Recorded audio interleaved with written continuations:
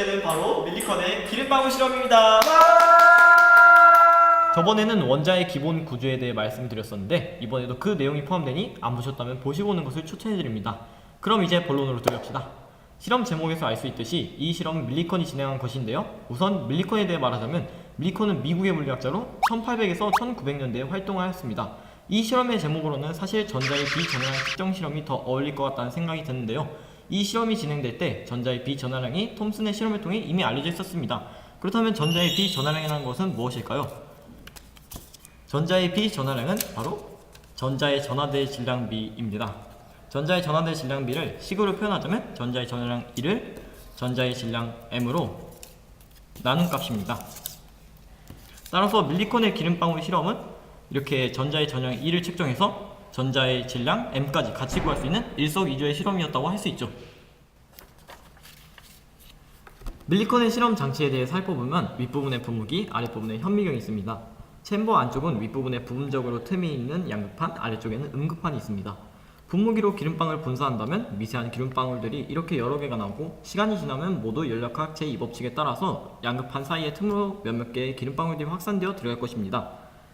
이렇게 틈 사이로 들어간 기름방울들은 전자를 얻고 음전하로 대전되는데 여기서 기름방울은 세 가지 힘을 받게 됩니다. 중력장 속에 있기 때문에 먼저 중력을 받게 되고 전기장 속에 있기 때문에 전기력을 받게 됩니다. 그리고 공기라는 유체 속에 있기 때문에 로브이즈라는 부력을 받게 되죠. 실험에 대해 간단히 설명하는 것이기 때문에 공기의 부력을 무시한 상태의 설명을 하겠습니다.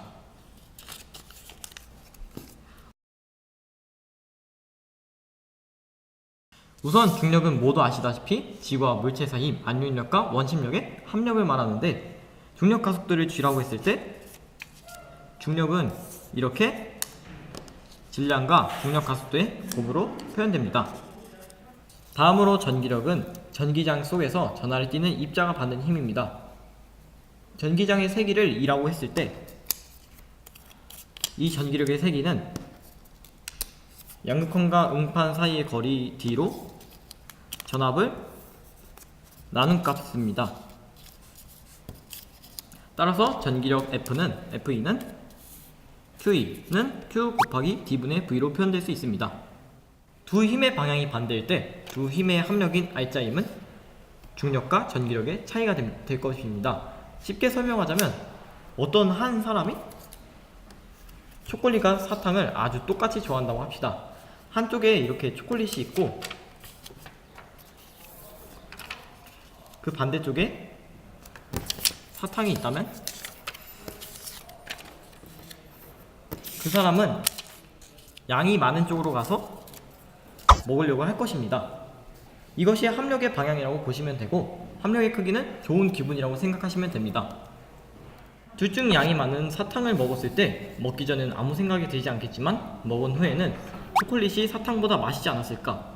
초콜릿을 먹을 걸 그랬나 등등 자신의 선택에 대한 생각으로 좋아하는 것을 먹었음에도 그리 기분이 좋지 않을 것입니다. 좋은 기분이 선택지가 주어지지 않았을 때보다 감소한 것이죠. 합력도 마찬가지로 어느 한 힘만 있을 때보다 그 반대쪽에 다른 힘이 작용할 때 힘의 크기가 감소합니다. 기름방울도 반대쪽으로 두 가지 힘을 받기 때문에 어느 한쪽의 힘이 이렇게 더 크게 된다면 기름방울은 힘이 더 큰 쪽으로 움직이게 됩니다. 이렇게 전기력과 중력의 합력인 R자 힘은 이렇게 식으로 표현할 수 있는데요. 말하자면 시그마 F 벡터는 QE-mg J캡입니다. 여기서 QE는 아까 전에 봤듯이 Q 곱하기 D분의 V가 되고 실험자는 V와 D를 조절할 수 있습니다. 이렇게 자 여기 관계도가 있습니다. 만약 전기력이 중력보다 작다면 시그마 F 벡터는 마이너스 J캡 즉 아랫방향으로 작용이 되어 기름방울은 떨어지게 되고 전기력이 중력보다 크다면 시그마 F 벡터가 J캡 즉 위쪽 방향으로 작용이 되어 기름방울은 위로 올라갈 것입니다. 여기서 밀리컨은 전기력과 중력이 같다면 시그마 F 벡터는 0이 되어 기름방울은 힘의 평형 상태가 되어 공중에서 정지한다는 생각을 한 것입니다. 기름방울의 운동방 정식을 써보면 시그마 F 벡터는 mg-QE는 0이 됩니다. 근데 여기서 Q는 Q 곱하기 D분의 V입니다. 이것을 그대로 대입해보면 Q는 V분의 mgd라는 값이 나오는 것을 알 수 있습니다. 전압과 D의 경우 실험자가 조절할 수 있고 G 또한 이론값으로 알 수 있습니다. 그런데 여기서 질량 m의 기름방울을 쓴 이유가 담겨 있습니다. 물의 경우 증발이 상당히 잘 하기 때문에 m의 값이 계속 줄어들어 힘의 평형을 맞추는 것도 어렵고 관찰하기 쉽지 않다는 문제점이 있습니다. 하지만 이렇게 기름방울을 써서 증발이 잘 일어나지 않도록 하여 m의 값을 고정시킨 것입니다. m의 값만 구하면 q의 값을 알 수 있었는데요. 여기서 멜리콘은 둥둥 떠있는 기름방울의 부피를 구하기 위해 밀도를 이용합니다. 기름방울의 밀도는 조절이 가능하기 때문에 이렇게 여기서 현미경을 통해서 이렇게 기름방울의 반지름을 구해서 기름방울의 부피를 구해 기름방울의 질량을 이렇게 구했습니다.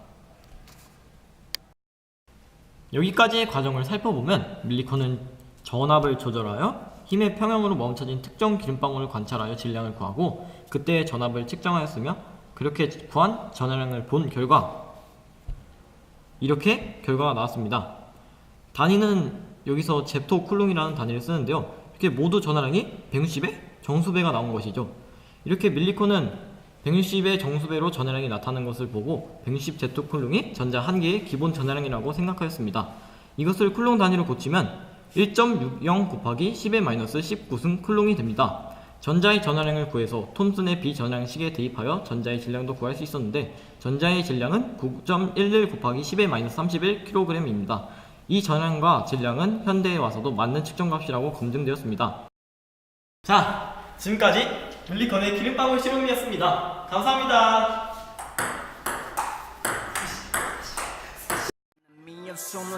너무 드라마 실종방은 Rest in peace 이름부터 애매모호하들 평화되기 하는 모든 middle fingers up 엄지검지 약지 새끼 적어줘